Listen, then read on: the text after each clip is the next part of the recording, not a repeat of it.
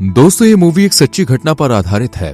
कहानी की शुरुआत में हम एक कपल को देखते हैं जिसमें लड़के का नाम कैमरॉन होता है और लड़की का नाम होता है जैनिस। ये दोनों कार से रात के अंधेरे में सुनसान जंगल में आते हैं। फिर कैमरॉन अपनी कार की डिग्गी से एक लाश निकालकर मिट्टी में दफना देता है। यहाँ जैनिस बहुत ज्यादा डरी हुई होती है। ये देखकर कैमरॉन उससे कहता है, ये सब बस एक हादसा था, तुम इसे भूल जाओ। दरअसल कैमरॉन एक साइको आदमी है जो लड़कियों को स्लेव बनाकर रखता था। फिर कैमरॉन अपनी वाइफ को लेकर अपने अगले टारगेट को ढूंढने के लिए निकल जाता है। रास्ते में एक लड़की उनसे लिफ्ट मांगती है। उस लड़की का नाम कॉलिन होता है जो देखने में काफी सुंदर और युवा होती है। कैमरॉन उसे लिफ्ट दे देता है और फिर ये लोग आगे बढ़ते हैं। वो लोग कॉलिन से पूछते हैं कि वो यहाँ क्यों आई है। यहाँ कॉलिन उन्हें बताती है कि वो अपने दोस्तों से मिलने के लिए ऑरेगन से कैलिफोर्निया जा रही है, जिसे मिलकर वो सरप्राइज देगी। यानी कॉलिन के दोस्त को पता नहीं था कि वो उससे मिलने आ रही है। यहाँ कैमरॉन अपना अगला टारगेट कॉलिन को बनाने का फैसला करता है और रास्ते में ये लोग एक पेट्रोल पंप पर रुकते हैं जहाँ कॉलिन फ्रेश होती है। जब वो वापस कार में बैठती है तो उसे कार के अंदर एक बड़ा बॉक्स दिखाई देता है। ये देखकर कॉलिन को थोड़ा अजीब लगता है, लेकिन वो ज्यादा ध्यान नहीं देती। इसके बाद वो लोग आगे बढ़ते हैं। कैमरॉन कॉलिन से कहता है कि आगे एक गुफा है जो देखने में काफी सुंदर है, तुम्हें भी हमारे साथ देखने के लिए चलना चाहिए। कॉलिन को उनकी बातों पर विश्वास हो जाता है, इसलिए वो मान जाती है और फिर वो लोग कॉलिन को एक सुनसान जगह पर ले जाते हैं। जब वो कार से बाहर आती है तभी कैमरॉन अचानक से कॉलिन को चाकू की नोक पर पकड़ लेता है और उसकी आंखों पर पट्टी बांध देता है। कैमरॉन कॉलिन को दिन दहाड़े किडनैप कर लेता है और फिर उसके सिर को एक लकड़ी के बॉक्स में डालकर उसे गाड़ी में बैठा देता है। यहाँ कॉलिन को कुछ भी समझ में नहीं आता कि उसके साथ क्या हो रहा है। वो लोग कॉलिन को अपने घर ले जाते हैं। फिर कैमरॉन कॉलिन को बेसमेंट में ले जाता है और उसके दोनों हाथों को जंजीरों से बांधकर उसे खड़ा कर देता है। कॉलिन की आंखों पर पट्टी बंधी होती है जिससे वो कुछ भी देख नहीं पाती। कैमरॉन कॉलिन को चाबुक से मारता है। हर बार पर कॉलिन को भयानक दर्द हो रहा था, उसकी चीखें गूंज रही थी और उसके चेहरे पर दर्द साफ दिख रहा था। कैमरॉन लगातार उसे बुरी तरह से चाबुक से मारता है। मार के निशान उसके पूरे शरीर पर दिख रहे होते हैं। कॉलिन दर्द के मारे चीख चिल्ला रही होती है और रोते हुए कैमरॉन से पूछती है, आखिर तुम मेरे साथ ऐसा क्यों कर रहे हो? पर वो कोई जवाब नहीं देता।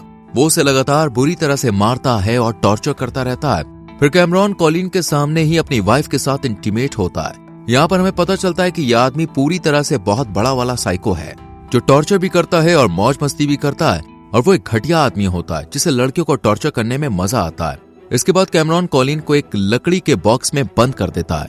अगले दिन जैनिस जो कैमरून की पत्नी होती है वो कॉलिन के पास आती है। तब कॉलिन उससे कहती है कि वो उसे छोड़ दे, वो किसी को उनके बारे में नहीं बताएगी। पर जैनिस को पता था कि अगर वो कॉलिन को जाने देगी तो उसका पति, जो एक तरह से पागल इंसान है, उसे मार डालेगा। इसलिए चाहकर भी वो उसकी मदद नहीं कर पाती। रात में कैमरॉन कॉलिन को मारने के लिए कुछ हथियार लेकर आता है। इसके बाद वो उसके पास जाता है और कुछ खाने को देता है। इसके बाद कैमरॉन कॉलिन को फिर से बेरहमी से मारने लगता है। उसके अंदर कॉलिन के प्रति जरा भी रहम नहीं था। वो उसे अलग अलग तरीके से टॉर्चर करता रहता है और बेचारी कॉलिन रोते हुए दर्द से छटपटाती रहती है। वहीं जैनिस जो अपने कमरे में होती है, जब कॉलिन की चीखों की आवाज उसके कानों में जाती है तो वो ये सब सहन नहीं कर पाती है। वो अपने हाथों से दोनों कान बंद कर लेती है। उसी रात जब कैमरॉन जेनिस के पास आता है तो वो उसे कहती है कि तुम वादा करो तुम कॉलिन के साथ कुछ गलत नहीं करोगे और ना ही उससे रिश्ता बनाओगे।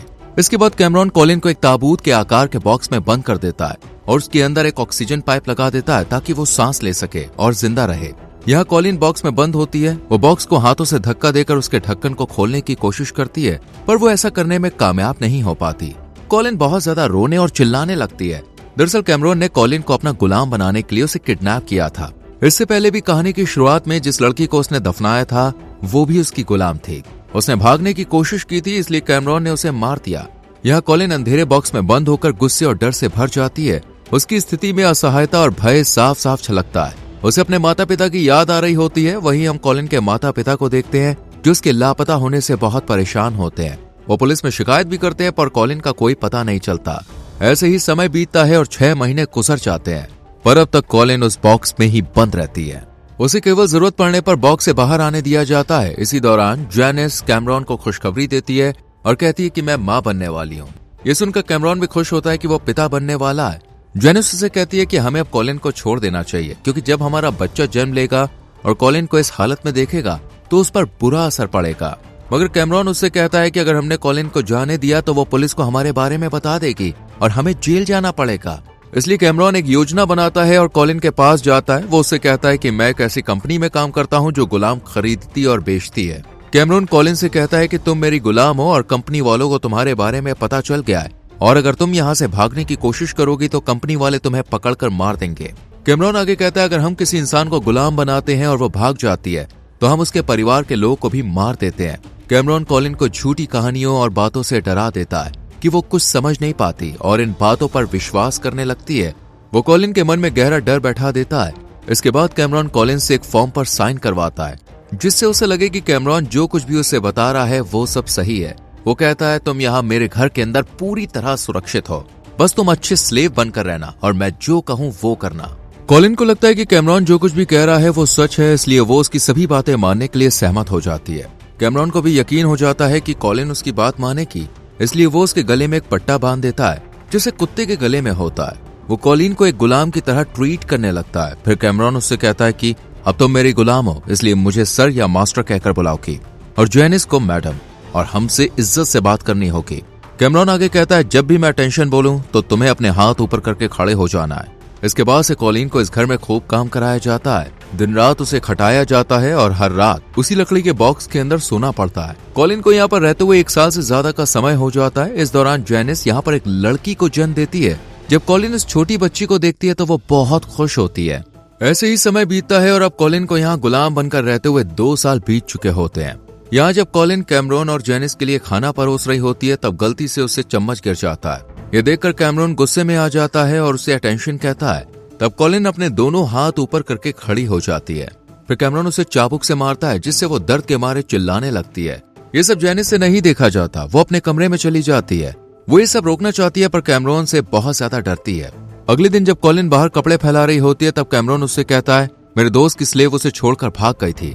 उसे लगा था कि वो बच गई है, पर जब वो पुलिस वाले से मदद मांगने के लिए गई तब उसे पता चला कि वो पुलिस वाला भी उस कंपनी के साथ मिला हुआ था जो स्लेव को खरीदते और बेचते हैं। इसके बाद उस लड़की को पकड़ लिया गया। उसके हाथ, पैर और जीभ काट दी गई और उसके साथ और भी भयानक जुर्म किए गए। वो सालों तक दर्द में तड़पती रही और आखिरकार वो मर गई। कैमरॉन ये झूठी कहानी कॉलिन को सुनाकर उसे विश्वास दिलाना चाहता था कि वो एक अच्छा मालिक है, लेकिन अगर उसने भागने की कोशिश की तो उसका भी यही हाल होगा। साथ ही वो कॉलिन को डराना चाहता था ताकि वो किसी को उसके बारे में बताकर मदद मांगने की कोशिश ना करे। इसके बाद कैमरॉन कॉलिन के गले से पट्टा खोल देता है और उसे अपने साथ कार में बैठाकर एक जंगल ले जाता है जहां उसे लकड़ियां काटनी है। यहाँ कैमरॉन के कुछ दोस्त भी होते हैं, इसलिए वो कॉलिन से कहता है यहाँ तुम मुझे सर या मास्टर मत कहना। इसके बाद कैमरॉन लकड़ियां काटने में लग जाता है और कॉलिन लकड़ियों को उठाकर रख रही होती है। यहाँ कैमरॉन उससे अच्छी तरह से बात कर रहा होता है। ये देखकर कॉलिन उससे पूछती है क्या मैं कभी अपने घर जा सकती हूँ। इस पर वो कहता है कंपनी गुलामों पर भरोसा नहीं करती और उन्हें जाने की इजाजत नहीं देते हैं, लेकिन फिर भी मैं कोशिश करूंगा।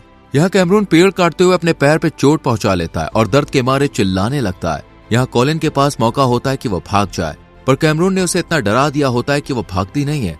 वो कैमरॉन को घर लाती है और उसकी चोट पर मरहम पट्टी करने लगती है, लेकिन जैनिस ये देखकर गुस्से में आ जाती है। वो कॉलिन से कहती है वो यहाँ से चली जाए। वो नहीं चाहती कि कैमरॉन उसके सिवा किसी और के साथ रहे। रात में जैनिस अपने पति कैमरॉन से कहती है कि वो कॉलिन से दूर रहे क्योंकि वो नहीं चाहती कि उसकी जगह कॉलिन ले। ऐसे ही समय बीतता है और अब कॉलिन को गुलाम बनकर रहते हुए लगभग 4 साल गुजर जाते हैं, पर उसे अंदाजा नहीं था कि उसे यहाँ कितने साल हो गए। एक दिन जब कॉलिन जैनिस की बेटी को देखती है जो अब थोड़ी बड़ी हो चुकी होती है तो यह देखकर कॉलिन बहुत ज्यादा हैरान हो जाती है क्योंकि उसे अधिकतर समय बॉक्स में ही रखा जाता था और जैनिस अपनी बेटी को कॉलिन से दूर ही रखती थी।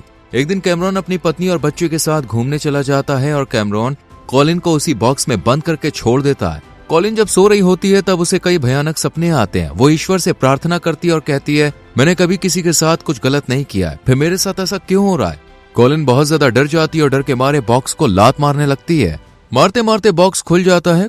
कुछ देर बाद जब कैमरॉन अपने परिवार के साथ घर लौटता है तो वो कॉलिन को देखने के लिए बेसमेंट में जाता है जहां उसे बॉक्स खुला हुआ मिलता है। ये देखकर वो घबरा कर उसे ढूंढने लगता है। कैमरॉन कॉलिन को ढूंढते हुए जब वॉशरूम में जाता है तो वो उसे डर के मारे सहमी हुई बैठी हुई पाता है। कॉलिन कहती है बॉक्स के अंदर मुझे डर लग रहा था इसलिए मैं बाहर आ गई। ये सुनकर कैमरॉन को समझ में आ जाता है कि कॉलिन ने अब मान लिया है कि वो उनकी गुलाम है और यहाँ से भागने की कोशिश नहीं करेगी। इसके बाद से कॉलिन उनके घर का सारा काम करने लगती है और इनकी बेटी का भी ख्याल रखती है, लेकिन हर रात वो फिर से बॉक्स में चली जाती है। कॉलिन ने अब तक मान लिया था कि गुलाम बनकर रहना ही उसकी जिंदगी है।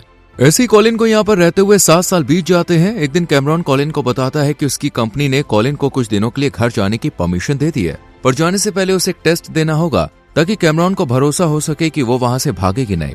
इसके बाद कैमरॉन कॉलिन को एक बंदूक देता है और कहता है कि उसे बंदूक को अपने मुंह में डालकर ट्रिगर दबाना होगा। कॉलिन डरते हुए ट्रिगर दबाती है पर उसमें गोली नहीं होती और वो बच जाती है। कैमरॉन यहाँ समझ जाता है कि कॉलिन अब किसी को उसके बारे में नहीं बताएगी, इसलिए वो खुद कॉलिन को लेकर उसके घर छोड़ने जाता है और उसके परिवार से कहता है कि वो कॉलिन का बॉयफ्रेंड है। फिर कैमरॉन कहता है उसे एक मीटिंग में जाना है, इसलिए वो जा रहा है। कॉलिन से उसके परिवार के लोग इतने सालों के बाद मिलकर बहुत खुश होते हैं। कॉलिन अंदर से पूरी तरह से टूट चुकी होती है, पर अपने परिवार के सामने वो हंसते हुए बात करने का नाटक करती है। कैमरॉन की सच्चाई के बारे में कुछ भी नहीं बताती। कॉलिन की बहन उससे कहती है तुझे हमसे मिले हुए 7 साल हो गए। ये सुनकर कॉलिन बहुत हैरान हो जाती है। उसकी बहन बताती है कि उनके सभी रिश्तेदार और दोस्तों की शादियां हो चुकी है और कुछ के बच्चे भी हो गए। ये सुनकर कॉलिन बहुत उदास हो जाती है। वो सोचने लगती है कि उसने अपनी जिंदगी में कितना कुछ खो दिया। कॉलिन की बहन उससे अकेले में पूछती है तुम अब कब आओगी। इस पर कॉलिन कहती है मुझे खुद नहीं पता। कॉलिन की बहन को महसूस होता है कि वो किसी बड़ी मुसीबत में है, इसलिए वो कहती है अगर तुम्हें कुछ बताना है तो तुम मुझसे कह सकती हो। कॉलिन अपनी बहन को सब कुछ बताने ही वाली होती है, तभी कैमरॉन उसे लेने के लिए आ जाता है और कॉलिन को वापस अपने साथ ले जाता है। रात में कैमरॉन और कॉलिन साथ में घर पर होते हैं, जहां वो उसे बताता है कि वो कॉलिन से शादी करना चाहता है और अपना परिवार बढ़ाना चाहता है, पर कॉलिन इसके लिए रेडी नहीं होती। ये बातें जेनिस सुन लेती है और कैमरॉन से झगड़ा करने लगती है। जेनिस पहले से ही अपने पति से बहुत ज्यादा परेशान हो गई होती है, इसलिए अगले दिन ही जेनिस सामान पैक करने के बाद अपनी बेटी को लेकर घर छोड़कर चली जाती है। उसके जाने से कैमरॉन काफी दुखी होता है और टूट जाता है। वो अपना गुस्सा कॉलिन पर निकालने लगता है। वो उसे मारते हुए बेसमेंट में ले जाकर उसे टॉर्चर करता है और बेसमेंट में बंद कर देता है, जिस वजह से कॉलिन बहुत ज्यादा रोने लगती है। इसके बाद कैमरॉन गाड़ी लेकर बाहर चला जाता है। उधर जेनिस चर्च में प्रेयर कर रही होती है। उसे अपनी गलतियों का एहसास हो चुका होता है और उसने मान लिया होता है कि उसे अपने पति का साथ नहीं देना चाहिए था। वो गॉड से माफी मांगती है। इसके बाद जेनिस कैमरॉन के घर आती है और कॉलिन को बेसमेंट से बाहर निकालती है। वो उसे बताती है कैमरॉन ने तुम्हें जो भी गुलामों के बारे में बताया वो सब झूठ था। जेनिस कॉलिन से कहती है तुमसे पहले हमने एक लड़की को पकड़कर गुलाम बनाया था, पर उस लड़की ने भागने की कोशिश की, इसलिए कैमरॉन ने उसे मार दिया। जेनिस अब नहीं चाहती थी कि कॉलिन के साथ भी ऐसा ही हो, इसलिए वो कॉलिन को वहां से जाने को कहती है। वो उसे बस स्टॉप तक छोड़ देती है, पर कॉलिन जाने से डर रही होती है। जेनिस उसे हिम्मत देती है। इसके बाद कॉलिन बस में बैठकर अपने घर के लिए निकलती है। कॉलिन घर आकर अपने पेरेंट्स से मिलती है और खुशी के मारे रोने लगती है, क्योंकि 7 साल के बाद वो गुलामी से आजाद हुई थी और खुली हवा में बिना किसी दबाव के सांस ले पा रही थी। फिर कॉलिन पुलिस को कैमरॉन की सच्चाई बता देती है। इसके बाद पुलिस कैमरॉन को अरेस्ट कर लेती है और उसे उम्र कैद की सजा सुनाई जाती है और इसी के साथ मूवी खत्म हो जाती है। दोस्तों, आपको क्या लगता है जेनिस को पहले ही अपने पति के खिलाफ कोई कदम उठा लेना चाहिए था? इस पर अपनी राय कमेंट सेक्शन में जरूर लिखें। यहाँ तक वीडियो देखने के लिए thank you very much. Video को लाइक और शेयर करें और ऐसी और मूवीज एक्सप्लेनेशन के लिए चैनल को सब्सक्राइब करके बेल आइकॉन प्रेस करें। मिलते हैं अगली वीडियो में। Till then bye bye, take care.